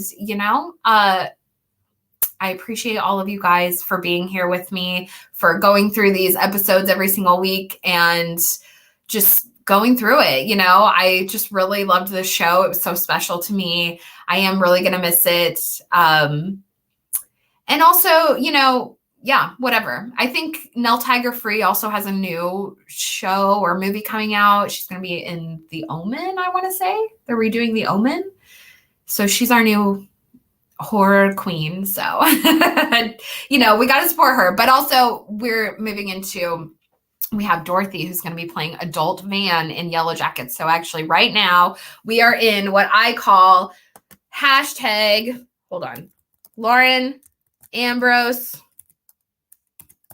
I can type March Madness week.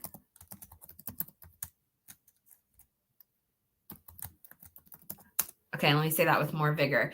Hashtag Lauren Ambrose March Madness Week, okay?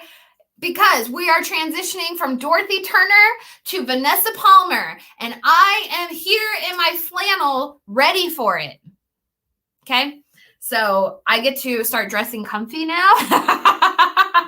I'm going to start dressing in my true self, which is like Van. You know, I dress like a lesbian, and I always have, and I can't help it. I'm from the Pacific Northwest, so don't judge me. It's okay. I love lesbians. All right. LGBTQ around here or something, but I love your fashion sense. All right. Don't judge me. Anyways, love you guys. Hopefully I don't get canceled for that. Okay. So yeah, Vanessa is a CLS. Yeah, maybe, you know, Vanessa, when she got attacked by the wolves, she was brought back by the CLS for her second life. She's got a purpose. So, all right, you guys. Well, I thank you all so much. Take care of each other, and I will see you back eventually for some stream sometime. Probably Yellow Jackets. You know, honestly, I say right now I'm not going to be doing a weekly live stream on Yellow Jackets, but it may just be the fact. And it might just transition. I'm probably going to go back to doing Mondays because the kids are going to be back in school. So Monday live stream, Monday mornings again, which I know isn't, you know, the best for everyone's schedule, but it works for my schedule. And so that may just be, if we start doing weekly Yellow Jackets, then that will probably be when you see that. So. But either way, do keep an eye out for it. Again, I'm going to have a very special guest hosting with me for Yellow Jackets. So, and they may or may not have been here in the chat today. So just, you guys can mull that over, ponder over who that might be. It may also be somebody who has also been my co-host in the past for past live streams that I have done. So do with that what you will. That's still a mystery. There's lots of them bitches. So anyways, love you all. Take care of each other. And I would say don't die, but how about this? If you do die, hope you get a second life from the Church of Lesser Saints. Bye.